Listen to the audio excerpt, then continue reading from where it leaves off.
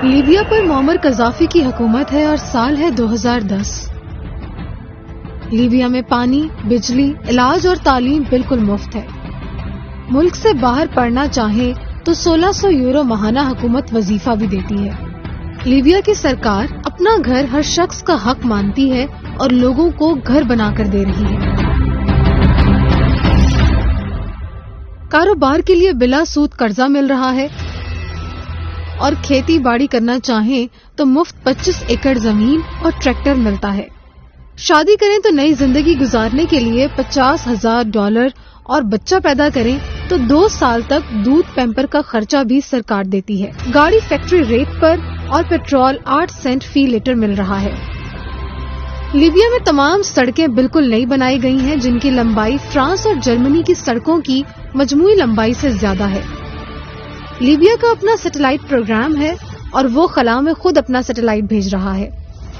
معمر قذافی نے لیبیا کے صحرا کو سرسبز بنانے کے لیے دنیا کا سب سے بڑا نہری نظام بنایا ہے جس کو دنیا عجوبہ قرار دے رہی ہے۔ اس نہری نظام سے لیبیا کے کئی شہروں کو روزانہ 65 لاکھ کیوبک میٹر تازہ پانی مل رہا ہے۔ لیبیا افریقہ کا واحد ملک ہے جس پر کوئی بیرونی قرضہ موجود نہیں۔ لیبیا کے پاس $150 ارب کے زر مبادلہ کے ذخائر ہیں۔ ملک میں جرائم کی شرح نہ ہونے کے برابر ہے۔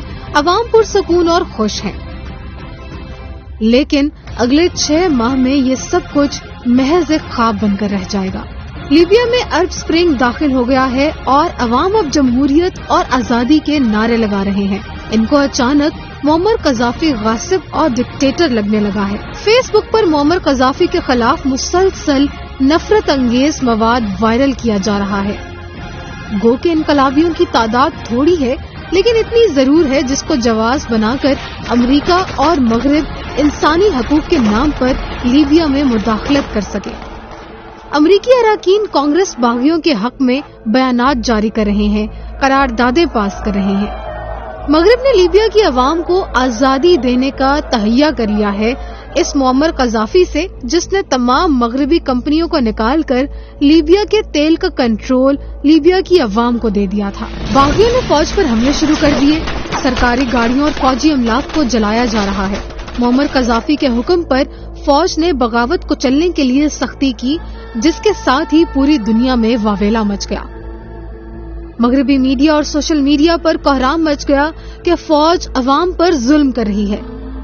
فورسز کے مظالم کی جھوٹی داستانیں سوشل میڈیا پر بڑھا چڑھا کر پھیلائی جانے لگی۔ باغیوں کی ایک موت کو 10 بتایا گیا۔ انسانی حقوق کی تمام تنظیمیں حرکت میں آ گئیں۔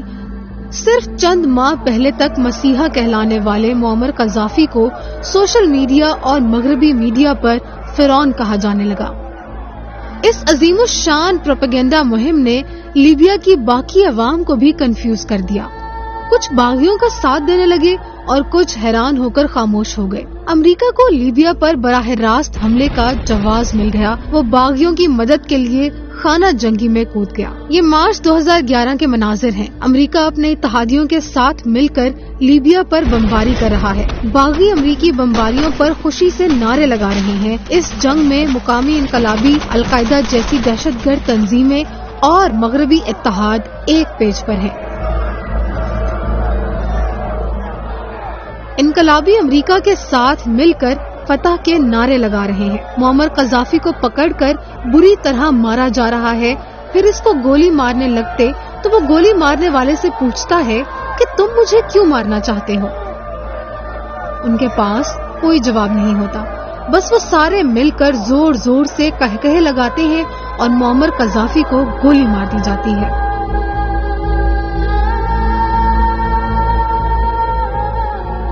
اب لیبیا میں کسی کی حکومت نہیں۔ مختلف گروہ اور جماعتیں اقتدار کے لیے آپس میں لڑ رہے ہیں اور پورے ملک میں خانہ جنگی کی سی کیفیت ہے۔ بجلی، تعلیم اور علاج اب پیسوں پر بھی دستیاب نہیں۔ ملک میں خوفناک بے روزگاری آ چکی ہے اور لوگ ایک دوسرے کو لوٹ رہے ہیں۔ لیبیا کی چمکتی ہوئی سڑکیں اور خوبصورت عمارات اب کھنڈر بن چکی ہیں۔ لیبیا کے تیل کے ذخائر اب پھر سے مغربی کمپنیز نکال رہی ہیں۔ وہاں لیبیا کی عوام صرف مزدور بن کر کام کر رہے ہیں۔ لیبیا کے 150 ارب ڈالر کے فورن ریزروز پر مغرب نے قبضہ کر لیا ہے. شاید یہ اس آزادی کی قیمت وصول کی ہے جو انہوں نے لیبیا کی عوام کو دی. لیبیا کو آزادی مل گئی ہے لیکن وہاں اب کچھ نہیں بچا. جن لوگوں نے بغاوت کی قیادت کی تھی ان کی بڑی تعداد مغرب ممالک میں شہریت لے چکی ہے اور جو کچھ لیبیا میں ہوا وہی سب شام، عراق، مصر اور یمن میں بھی ہوا. آزادی اور جمہوریت کے نام پر ان سب کو کھنڈر بنا دیا گیا. وہاں کے لوگ اس نام نہاد آزادی سے پہلے کے دور کو یاد کرتے ہیں. امريكا هي اللي تسبب الفوضى اللي في ليبيا. طيحت قدافي مدارس بديل، خلتنا فوضى حرب في بعضنا. قدافي نو امريكا تو هذا كلهم. Now you would take Gaddafi back? انا قاتلت في جبهة زندان وفي جبهة بن وليد ضد قدافي. ناو كان في قدافي انا في قاتل مع قدافي. عرب سپرنگ کی کامیابی کی خوشی میں صدر باراک اوباما نے فیس بک کے مالک مارک زکربرگ کے لیے وائٹ ہاؤس میں ایک خصوصی ضیافت کا اہتمام کیا. وہاں وہ عرب سپرنگ میں سوشل میڈیا کے خصوصی کردار کا اعتراف کرتے ہوئے مارک زکربرگ کا شکریہ ادا کرتے ہیں. عرب سپرنگ کی لپیٹ میں آنے والے کئی ممالک کھنڈر بن گئے لیکن ایک ملک بچ گیا تھا، پاکستان.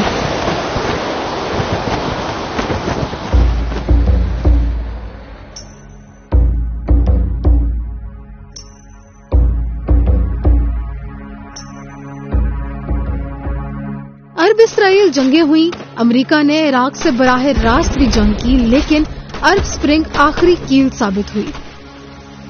چند نعرے اور سوشل میڈیا دیکھتے ہی دیکھتے کئی عرب ملکوں کو نگل گیا. باقیوں نے گھبرا کر پیش بندیاں کر لی. لیبیا کے تجربے نے ثابت کر دیا کہ بعض اوقات سازشیں جنگوں سے زیادہ تباہ کن